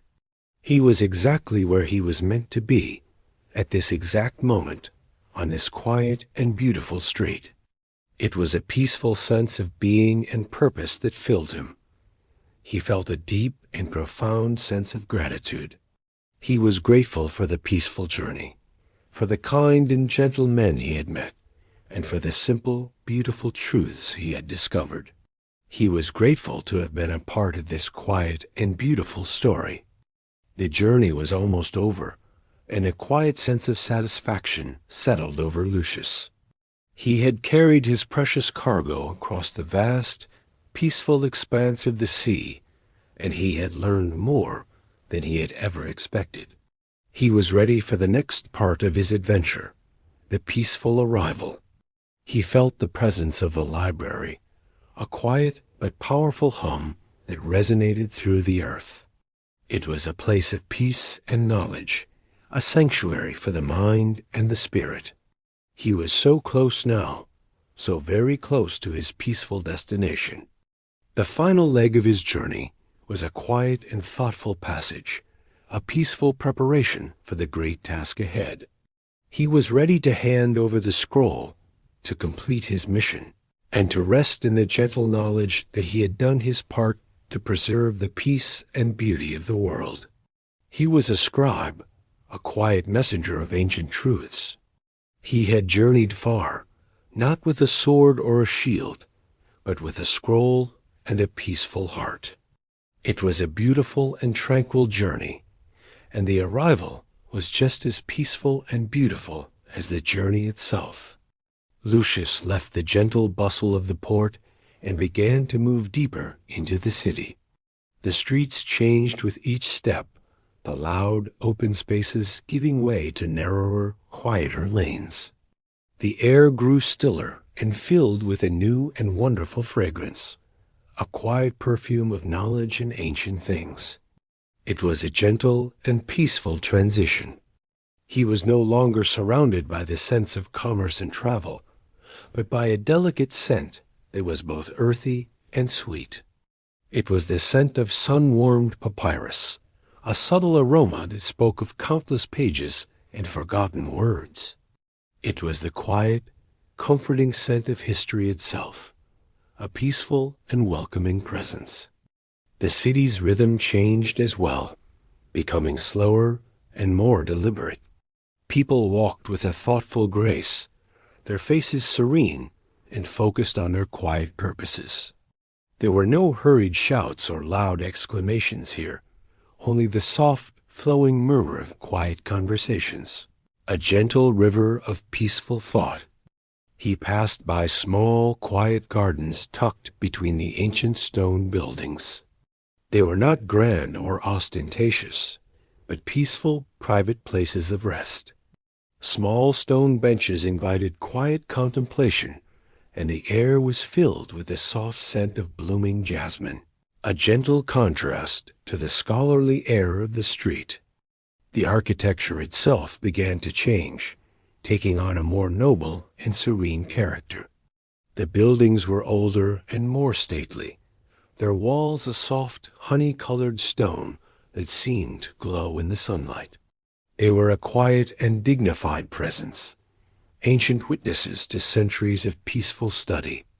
Lucius saw a scribe sitting peacefully on a step, his fingers tracing the beautiful, elegant lines of a piece of parchment. He was not working in haste or with a sense of frantic urgency, but with a deep and quiet reverence for the words he was creating. It was a beautiful and tranquil sight. The streets were filled with scholars in robes of soft, faded colors. They were not engaged in loud, passionate debates, but in a quiet and thoughtful exchange of ideas. Their voices were a low and melodic hum, a soft and peaceful symphony of knowledge, a gentle chorus of shared wisdom. He felt a deep sense of belonging here, a quiet connection to these peaceful people who dedicated their lives to the pursuit of knowledge. He was a part of their quiet, beautiful world, a small and humble link in a long and unbroken chain of scholars and scribes. The scroll in his satchel felt lighter now, no longer a heavy burden, but a treasure that he was finally bringing home. It was a gift of wisdom and beauty, and he was filled with a profound sense of peaceful joy in its delivery. He had done his part to preserve this knowledge. He passed by a small, beautiful fountain, its water bubbling with a low, gentle sound. It was a peaceful sound, a soft murmur that added to the serene atmosphere of the place. The fountain was a quiet and beautiful symbol of life and knowledge, a gentle spring in the heart of the city. The air grew stiller, the sun's light seemed to soften, and the distant sounds of the city or muffled by the thick stone walls of the buildings that lined his path. He was on the final leg of his journey, a quiet and contemplative passage from one world to another, from the bustling court to the quiet sanctuary. He felt the presence of the library, a quiet but powerful hum that resonated through the earth. It was a place of peace and knowledge, a sanctuary for the mind and the spirit. He was so close now, so very close to his peaceful destination, the culmination of a long and gentle voyage. He saw the entrance to the Great Library, not as a grand or imposing structure, but as a place of quiet welcome. Its gates were of beautiful, dark wood, and they stood open, inviting him in with a peaceful and serene grace. There was no need for a dramatic announcement. He was a scribe, a quiet messenger of ancient truths. He had journeyed far, not with a sword or a shield, but with a scroll and a peaceful heart. It was a beautiful and tranquil journey, and the arrival was just as peaceful and beautiful as the journey itself. The journey was almost over, and a quiet sense of satisfaction settled over Lucius. He had carried his precious cargo across the vast, peaceful expanse of the sea, and he had learned more than he had ever expected. He was ready for the next part of his adventure, the peaceful arrival. He felt the presence of the library, a quiet but powerful hum that resonated through the earth.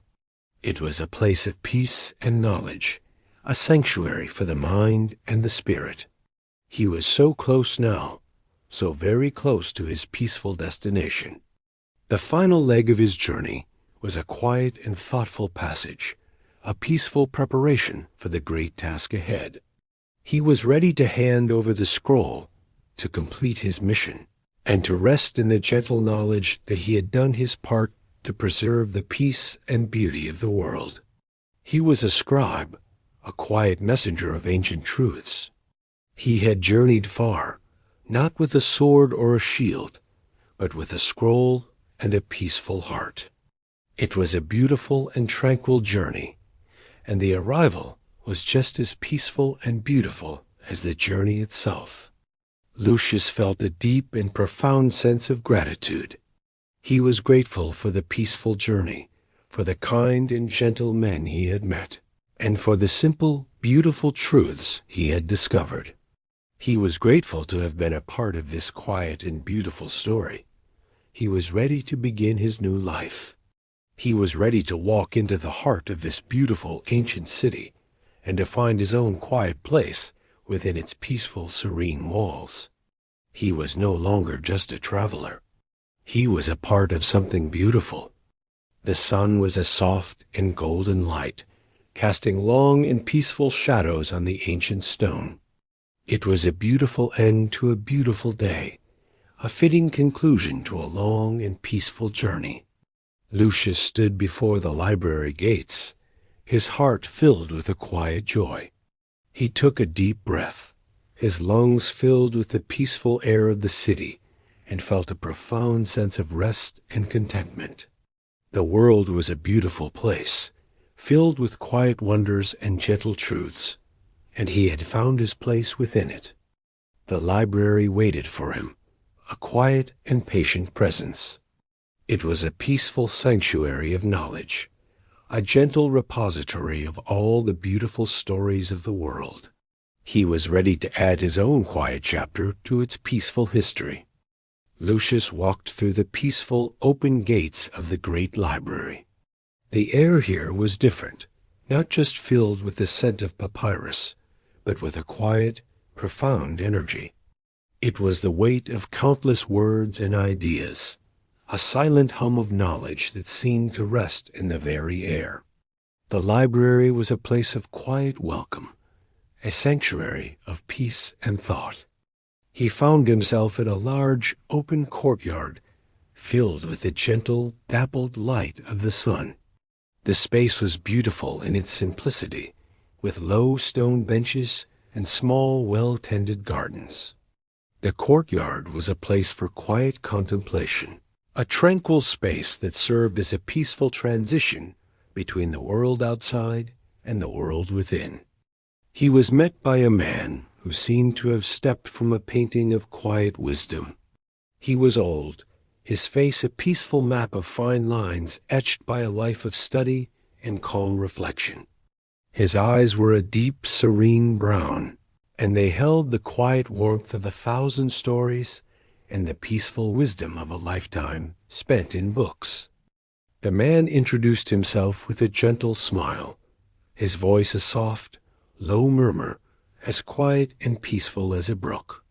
He was the senior scholar in charge of the library's new acquisitions, and his presence was a comforting and serene one.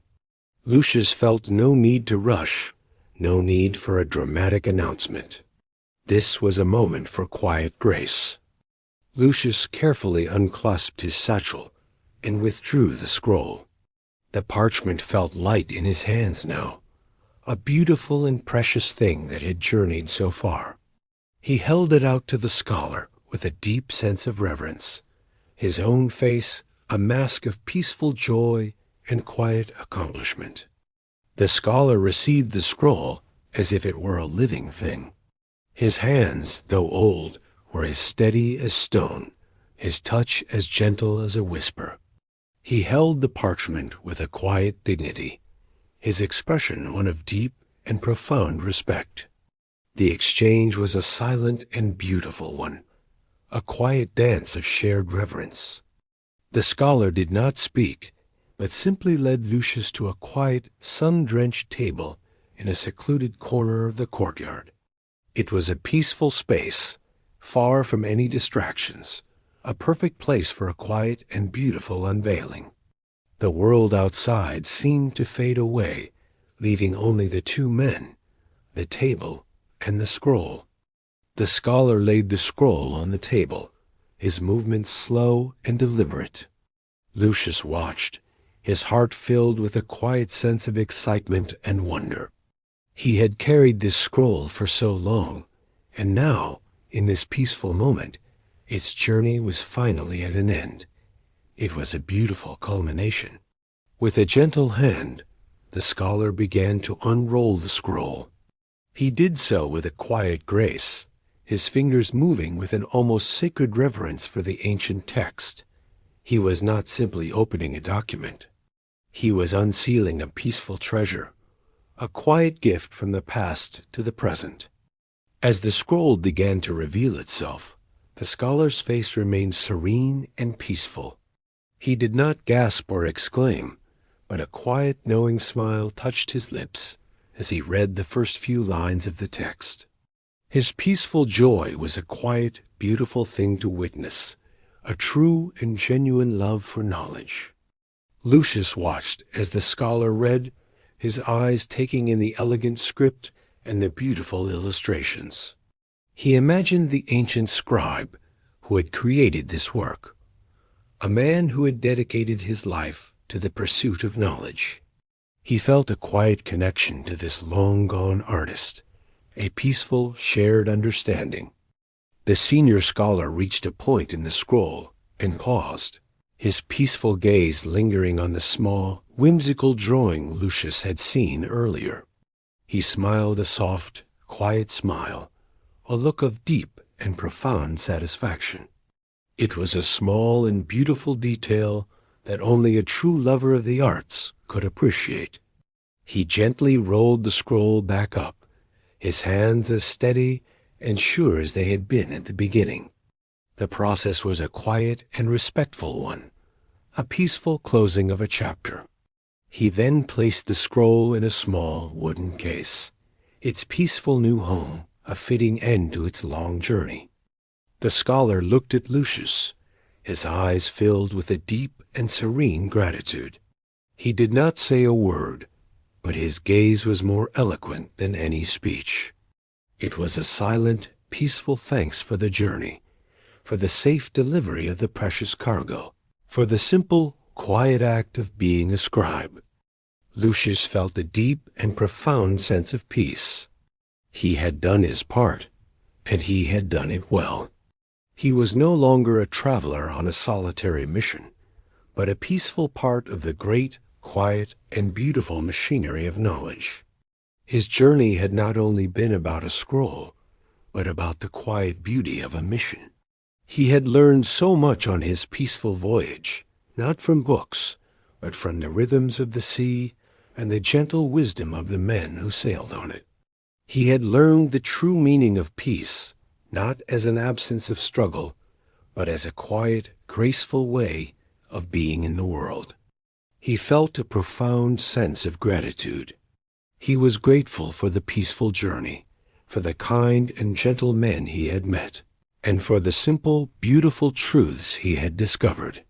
He was grateful to have been a part of this quiet and beautiful story, and for this peaceful completion. The sun cast long and peaceful shadows across the courtyard as Lucius rose to his feet. He had completed his task, and a new sense of quiet purpose now filled him. He was ready for the next part of his journey, the peaceful journey of his own spirit, which was just beginning. He bowed his head to the scholar in a gesture of quiet respect and gratitude. The scholar returned the gesture with a peaceful nod, his eyes holding the quiet wisdom of 1,000 peaceful centuries. It was a beautiful final moment of shared understanding between two men of quiet purpose. The library waited for him, a quiet and patient presence. It was a peaceful sanctuary of knowledge, a gentle repository of all the beautiful stories of the world. He was ready to add his own quiet chapter to its peaceful history. His mission was complete, and his heart was full. After the quiet ceremony of the scrolls exchange, Lucius took one last, contemplative look at the Great Library. Its vastness was no longer intimidating, but a comforting presence, a monument to the quiet pursuit of wisdom. The peaceful energy that resided within its walls felt like a gentle farewell, a soft blessing for his journey home. It was a beautiful and serene moment, a quiet end to his mission. He walked away from the courtyard with a quiet, purposeful grace. His satchel, now empty of its precious cargo, felt light on his shoulder, a physical representation of the weight that had been lifted from his heart. He was no longer a carrier of a thing, but a carrier of a feeling, a deep and profound sense of peace that had been born on his journey. The streets of the scholarly quarter were just as he had left them, filled with the peaceful murmur of quiet conversation and the gentle scent of old parchment. He noticed things he had missed before: a beautiful pattern in the stonework, the delicate petals of a flower peeking from a crack in the wall, small, peaceful details that spoke of a calm and gentle world. His path led him back toward the harbor, a journey that felt shorter and more tranquil than his walk to the library. The sun was beginning its slow descent, casting a soft, golden light over the city's ancient rooftops. The light was a beautiful and peaceful color, a quiet painting that changed with every step he took. The sounds of the city began to grow more distinct, the low hum of conversation giving way to the gentle murmur of the port. He could almost hear the quiet creaking of the ship's timbers, a gentle and familiar sound that called to him like a peaceful song. It was a homecoming of sorts, a return to his quiet sanctuary on the sea. He saw the Pectoral moored peacefully at the dock, a steadfast and gentle presence in the bustling harbor. It was a humble ship, not a great vessel of war or a grand luxury liner, but it was his ship, his quiet home on the open sea. Its presence filled him with a deep and profound sense of contentment. As he stepped onto the gangplank, he saw Captain Marcus standing at the rail, his face peaceful and serene. Marcus offered a small, knowing nod, a quiet acknowledgment of Lucius's return. There were no words needed. Their understanding was a silent and beautiful thing, a peaceful bond forged in the quiet expanse of the sea. Lucius found his spot on deck and sat, his heart filled with a quiet sense of satisfaction. The crew moved around him with their gentle, familiar rhythms, preparing for the departure. There was no hurriedness, no frantic energy. It was all a peaceful and deliberate dance, a quiet art of movement and purpose. The sun touched the horizon, a final burst of peaceful light before it surrendered to the night. The sky was a soft, beautiful canvas of lavender and rose, and Lucius watched as the first stars began to appear, gentle points of light in the deepening twilight. The world was a beautiful and tranquil place.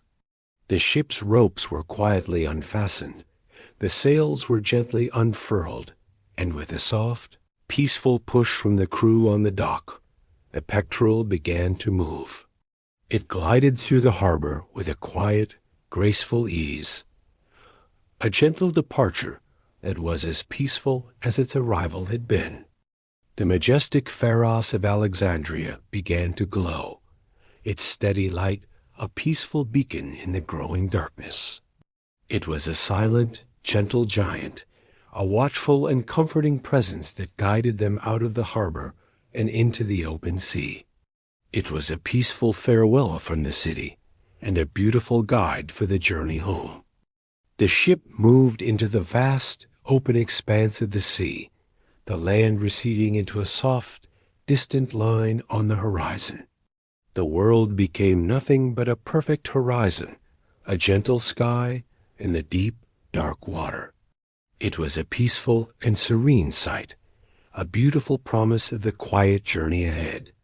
Lucius lay back on the deck, his eyes fixed on the stars.